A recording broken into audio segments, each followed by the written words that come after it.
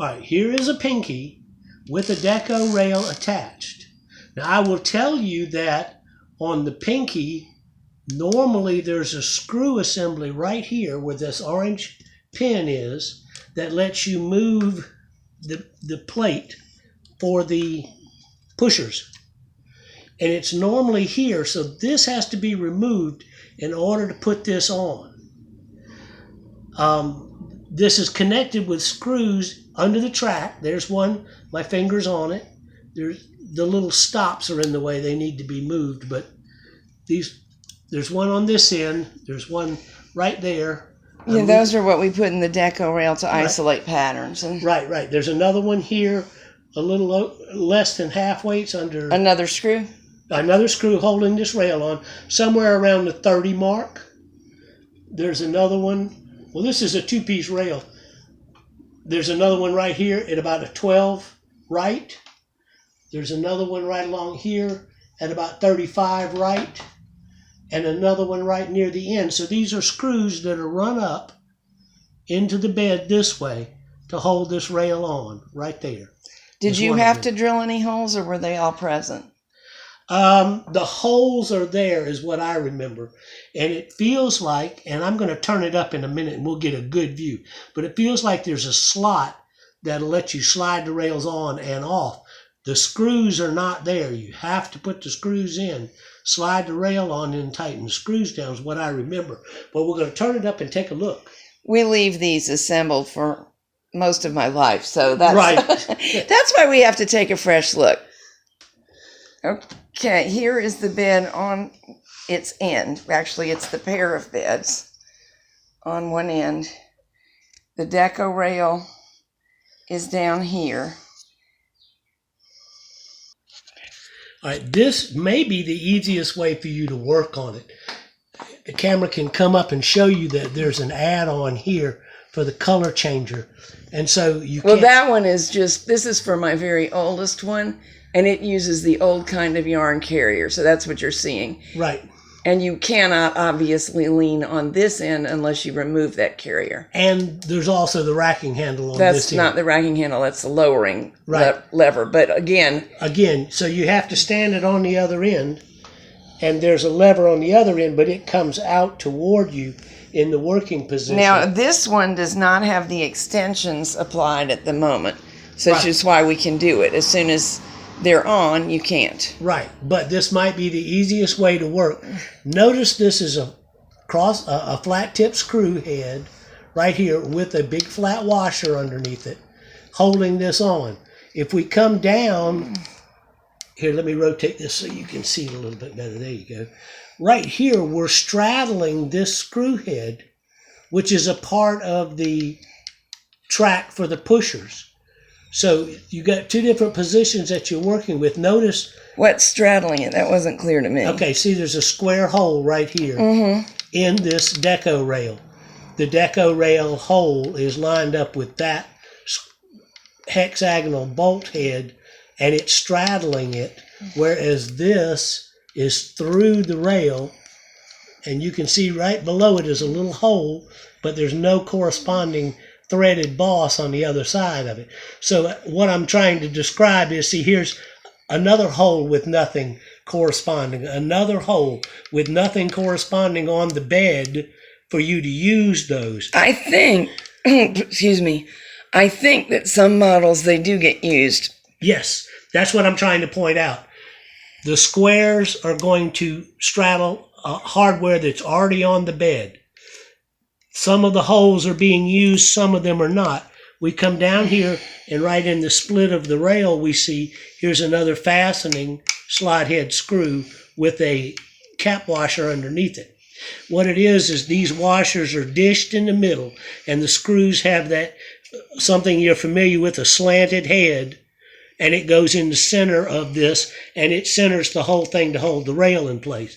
Another one here, and right below it is an unused hole. So if you pulled these screws out, you'd have a series of unused holes all up and down this rail. So it's important to first align the rail and then see if anything has to be moved, such as one of these pieces of hardware may have to be moved to let this have a place to straddle to get it in and out. That's what I remember from having done this a long time ago.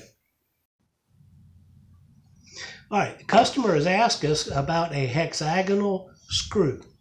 That's this right here. And it screws right onto here. Now, I will tell you, this is what does not come on the pinky. The rail doesn't come with the pinky. It can be added. But these extra long screws do not come on the pinky. We had to add these. They're available. And what she was asking about was the hexagonal screw that's used to mount the extensions. There's two things. There's this hexagonal screw, and over here, you can notice this one. Wait, we didn't know where you were. Okay. Over here, this is a wing nut. It comes in two different ways. Again, they both rely on that extra long screw being put in from the top. I'm pretty sure that the ones with the wing nut came with this machine. Right. Because I had this, that's the assembly that holds the yarn feeders. Right, the little flat bobbins, yeah. Bobbins instead of the round ones. But now let me show you what the desirable circumstance is for these rails. This is what Passap designed for the later machines. Here's an interior screw with a slotted head that will screw right up on here.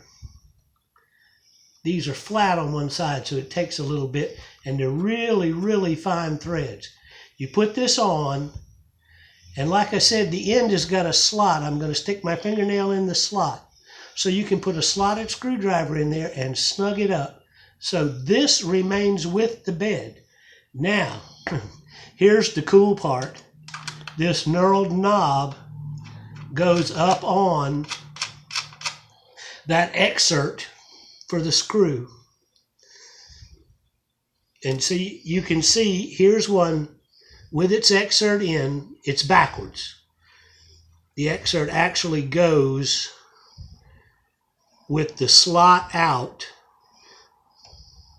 facing down, and then this knob goes on the slot in. I put them in backwards. On purpose? Yeah, I put them in backwards because they're easier to start and get off that way. In case one were to stick, you see you've got a slot on the knurled. We can't see through your hand. There's a slot on the knurled nut. There's a slot on the insert.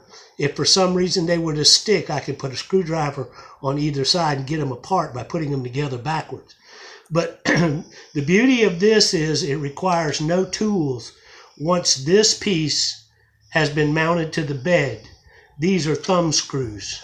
Yeah, and a few times I've needed to take one off, say to move furniture or clean the room or something. Right. And it has been nice to be able to do that. At first, sometimes you think they're not going to come off and you forget they're hand-tight screws just because if they stay on a long time, right, they get stuck in position. But all right, here's my tip of the day. Get a small lock washer.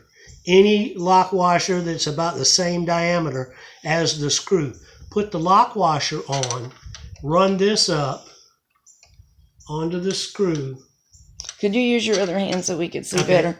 Run it onto the screw and seat the lock washer between the little hex nut that's holding the screw to the bed and this exert. You run it up, put your slot into the screwdriver slot, and tighten it up till it locks the lock washer. That way, if one of these guys does get stuck, like you're talking about over time, they will.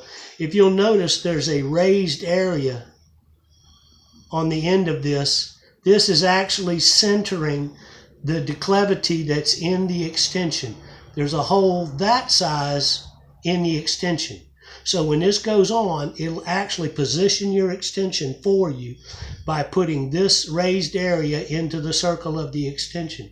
But in case it gets stuck, when you put a lock washer in on this exert, when you start it, if this gets stuck, all you have to do is put a wide tip screwdriver in there and you can get it loose.